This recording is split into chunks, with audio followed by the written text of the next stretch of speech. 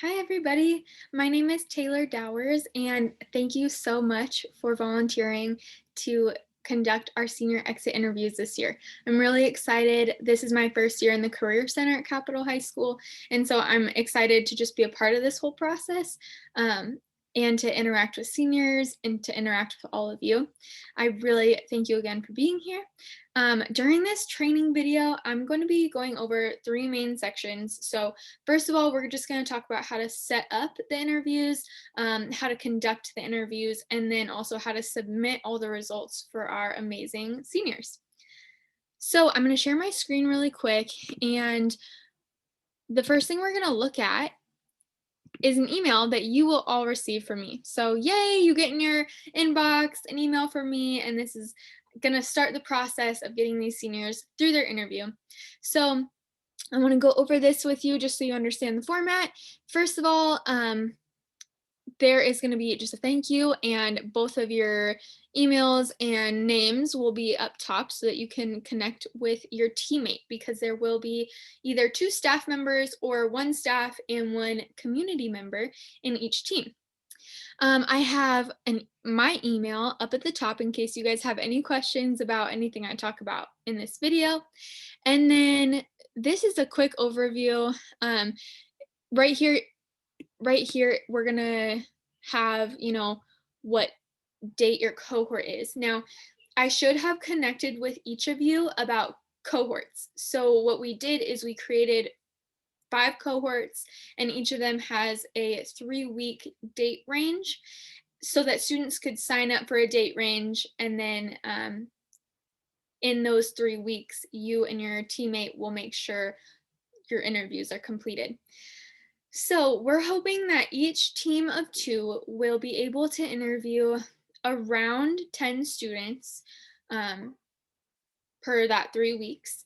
And this is going to look a little bit different than last year. I know last year there was only half of the senior class that wasn't done with their exit interviews, and this year we're starting from the very beginning. So we have 308 students to get through this process.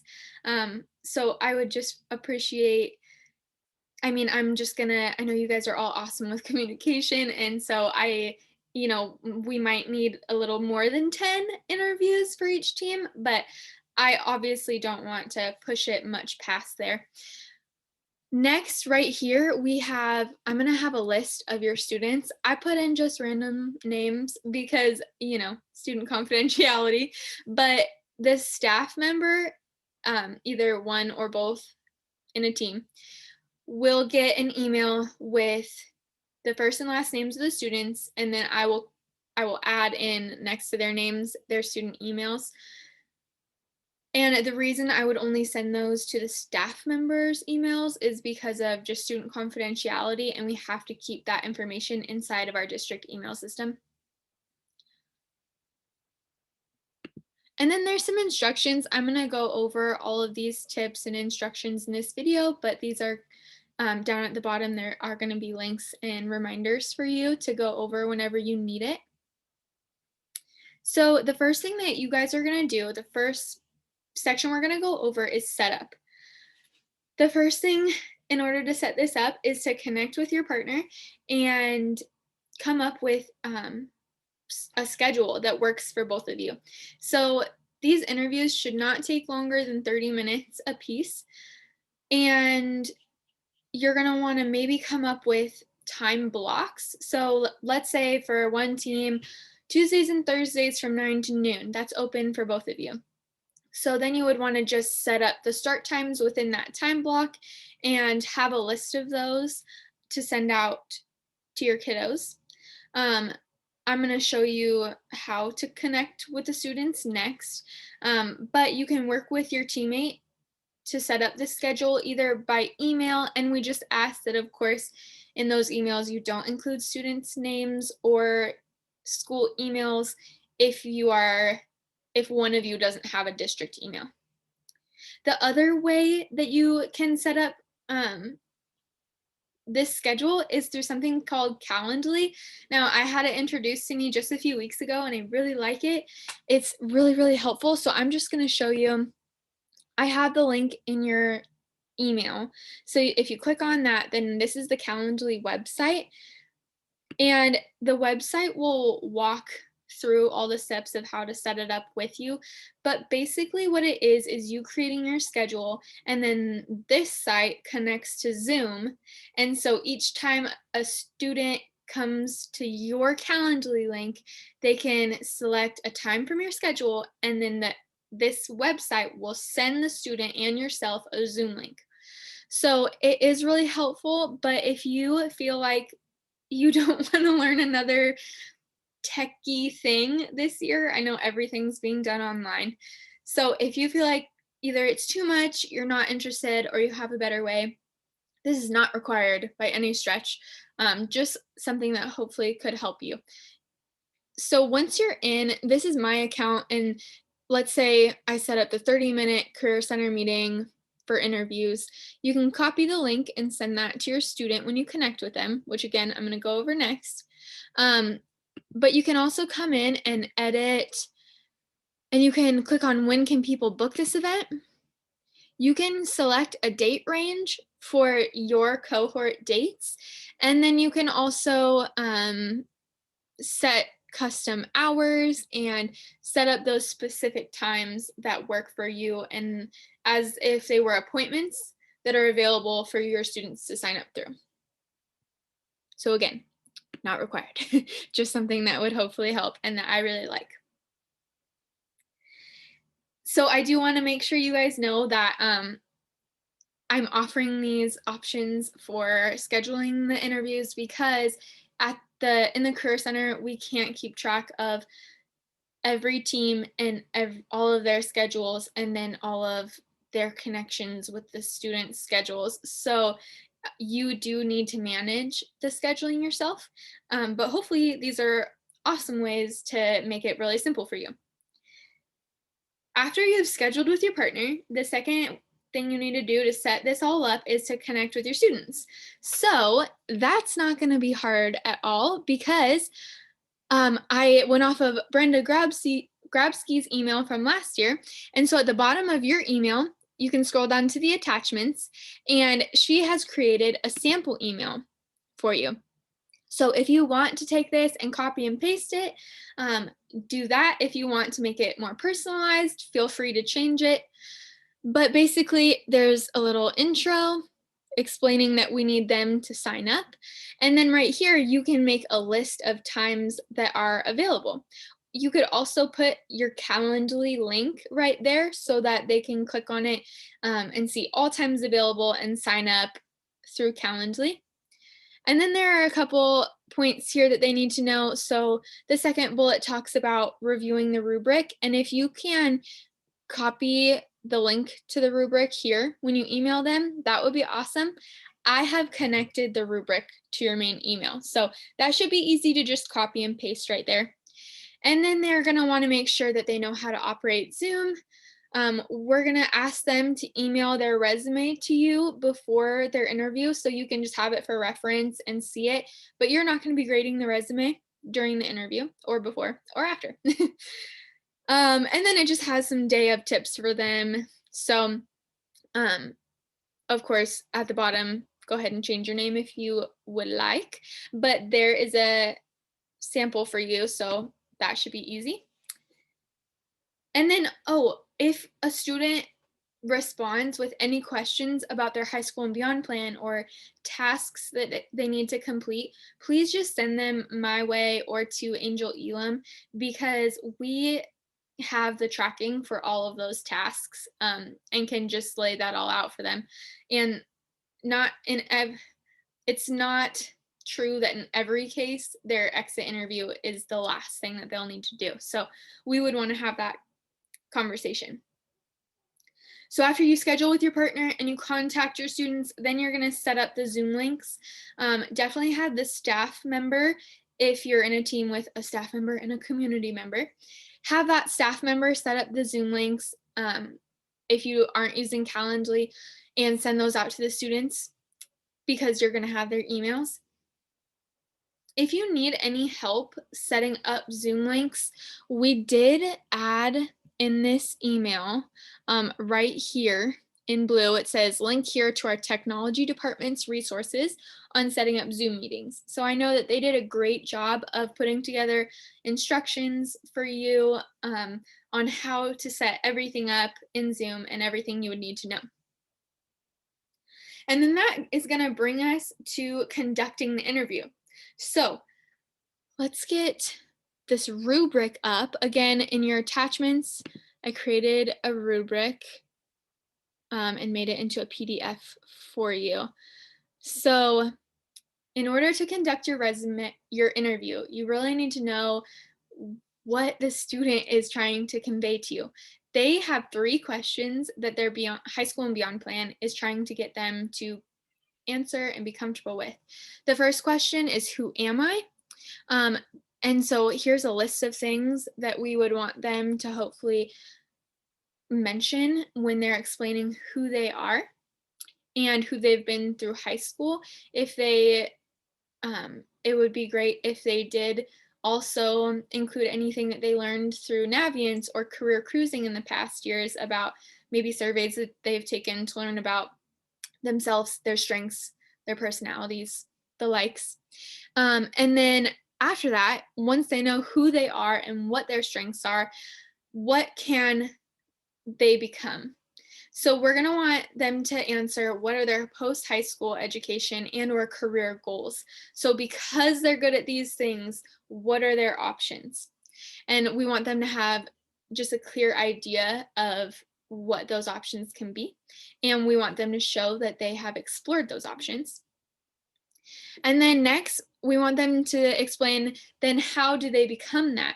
So a really big part of this section is making sure that they communicate that they've looked into the financial part of their plan, which, it explains down here some options if they explain scholarships, federal loans, family help, or working themselves, just to make sure that they've looked at that and have an articulated plan. And then finally, they're also graded on their interview skills, which in this case, via Zoom, we're going to be looking at things like their use of their voice, eye contact, which, in this case would be looking at the computer, not looking down, and just having poise and having answers that are clear and confident. So that's the rubric that you're going to be going off of. You'll have this before the interview or maybe up during the interview, but when you start the interview, you are going to want to make sure that both of the adults are in on the Zoom link before the student is let in. That's actually a safety measure that we have to make sure happens. So just make sure both adults are logged in and then bring the student on in. Then you're gonna definitely want to introduce yourselves, set the tone, just really make those relational reaches that make a student feel at ease and make them feel like you're there to help them succeed and you're there to support them and believe in them, and that really just like encourage them and make sure that they feel like they can do it and you're on their side. And that's just really going to help put them at ease and help them relax. Once you kind of do the introduction and set the tone, I would definitely pull up the rubric and just say, before we start, I want to remind you of what we're looking for. You can take a look over this rubric for a moment. And are there any questions that you have about the rubric or any clarification on any aspects of the rubric? Likewise, if any of you have any clarification that you would like for any part of this rubric, please reach out to me before the interviews and I would love to talk more about what we're looking for. So once that happens, I would put the rubric off the screen and give them the floor. And once they go through their presentation, go ahead and just thank them, encourage them, and let them exit off. But you and your teammate are going to stay on the call and fill out a Google form in order to grade their interview.